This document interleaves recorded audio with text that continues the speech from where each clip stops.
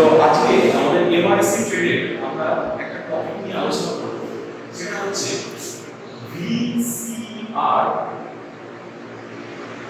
Cycle. এই VCR এর পুরো কথা হচ্ছে ভেপার কম্প্রেশন রেফ্রিজারেশন সাইকেল। তো আমরা জানি আমাদের রেফ্রিজারেশনে দুটো রকমের সাইকেল আমরা দেখতে পাই। একটা হচ্ছে ভেপার কম্প্রেশন রেফ্রিজারেশন সিস্টেম, আর একটা হচ্ছে ভেপার অ্যাবসর্পশন রেফ্রিজারেশন সিস্টেম। আমাদের সাধারণত বাড়িতে যে ফ্রিজ, এসি এগুলো থাকে, সেগুলোতে আমরা এই ভেপার কম্প্রেশন রেফ্রিজারেশন সিস্টেমটা আমরা ইউজ করে থাকি। তো এই যে মেইন পার্টস গুলো আছে সেগুলো আজকে আমরা একটুখানি দেখব। তো ফার্স্টে আমাদের আসছে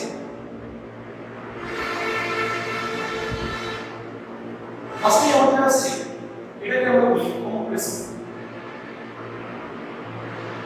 কম্প্রেসর। এইটাকে ফার্স্টে ড্র করলাম, তার কারণ হচ্ছে এই টার্মটার সাথে কম্প্রেসর টার্মটার সাথে আমরা খুব ভালোভাবে পরিচিত। আমাদের প্রায় সবার বাড়িতে ফ্রিজ আছে, তো সেখানে আমরা মাঝে মাঝে এই কম্প্রেসরে বন্ধ করে দিই বা কম্প্রেসরে গ্যাস শেষ হয়ে গেছে, তো এই কারণটা হচ্ছে কম্প্রেসর। এই কম্প্রেসর থেকে এরপরে আমরা যাব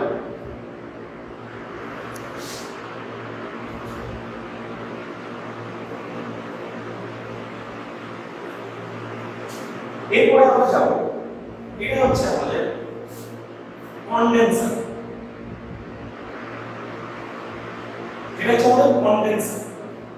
নেক্সট কনডেন্সার থেকে আমরা যাব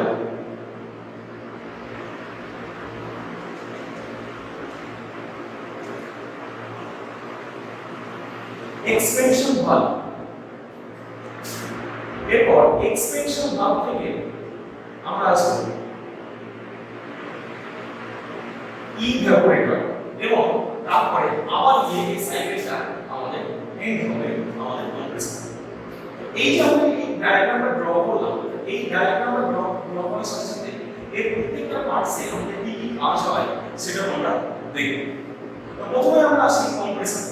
এখানে এই compressor, condenser, expansion valve and evaporator, তো এই যে পার্টসগুলো রয়েছে এইগুলোর মধ্যে দিয়ে এক ধরনের গ্যাস আমাদের চালনা হয় বা গ্যাস এক ধরনের এর মধ্যে সার্কুলেট করে। সেই গ্যাসটাকে আমরা সাধারণত শুরু থেকে গ্যাস শুনে থাকি, কিন্তু আমাদের ইঞ্জিনিয়ারিং টার্মে আমরা সেটাকে বলি রেফ্রিজারেন্ট। তো সেই রেফ্রিজারেন্টটা যদি আমরা এখান থেকে সাইকেলটা স্টার্ট করি, তাহলে রেফ্রিজারেন্টটা আমাদের সেটাকে কম্প্রেসরের মধ্যে থাকে। কম্প্রেসরের কাজ হচ্ছে রেফ্রিজারেন্টকে কম্প্রেস করে সেটাকে প্রেসারটাকে ইনক্রিজ করা, আর হচ্ছে এটা ভলিউমটাকে ডিক্রিজ করে, এবং এটার সাথে সাথে এই কি হয় টেম্পারেচারটা কিছুটা ইনক্রিজ হয়ে যায়। এই কম্প্রেসর থেকে তারপরে রেফ্রিজারেন্টটা আমাদের যায় কন্ডেন্সার। এই কন্ডেন্সারের কাজ হচ্ছে এই যে ভেপারাইজড যে লিকুইডটা আমাদের গেল, সেই ভেপারাইজড লিকুইডটাকে এখানে কি হবে, এখানে ওই যে হিটটা যে অ্যাবসর্ব করেছে ইভাপোরেটর থেকে, সেই হিটটাকে এখানে রিজেক্ট করবে। অর্থাৎ এখানে ভেপার অবস্থা থেকে আমাদের যে পরিণত হবে, এখানে আমাদের কি হবে লিকুইডে কনভার্ট হবে। এই কারণে আমাদের এখানে এটাকে বলা হচ্ছে আমাদের কনডেন্সার। এই কনডেন্সার থেকে আমরা আসবো এক্সপেনশন ভালভ। এই এক্সপেনশন ভালভে আমাদের কি হবে, এই যে কম্প্রেসর এটাকে কম্প্রেস করে এর প্রেসারটাকে ইনক্রিজ করে দিয়েছিল, এই এক্সপেনশন ভালভে সেই যে প্রেসারটা রয়েছে সেটা আমরা ডিক্রিজ হয়ে যাবে, এবং এই ডিক্রিজ হয়ে যাওয়ার পরে এটা আমাদের এই রেফ্রিজারেন্টটা আমাদের চলে আসবে ইভাপোরেটর। যেটা যদি আমরা এসি ক্ষেত্রে ধরি, তাহলে এই যে ইভাপোরেটর ইউনিটটা এটা কিন্তু আমাদের ঘরের ভিতরে থাকে। এই ইউনিটটাকে আমরা বলতে পারি ইনসাইড ইউনিট।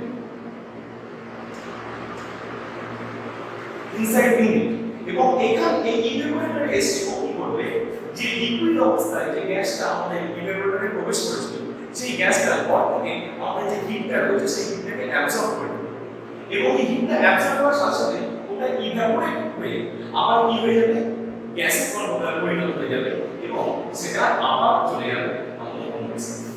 তো এইভাবে আমাদের এই যে সাইকেলটা রয়েছে, এই সাইকেলটা কন্টিনিউয়াস চলতে থাকে। ঠিক আছে?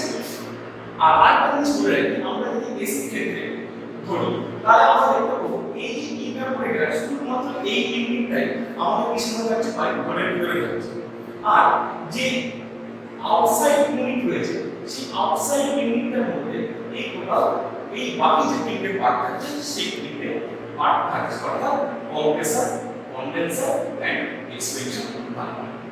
ওকে, তো এটাই হচ্ছে আমাদের মেইন যে ডায়াগ্রাম সেটা